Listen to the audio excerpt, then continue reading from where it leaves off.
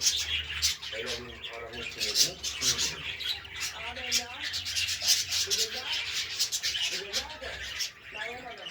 Neden bakın şimdi bu Ağabey'in oğlu ya ben Altanlı'nın bir çağırdık? Niyetler Hanım doğru diyor.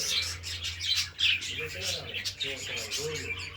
Şimdi bu olup biten benim aile hayatıma muhteşem mal olmuş.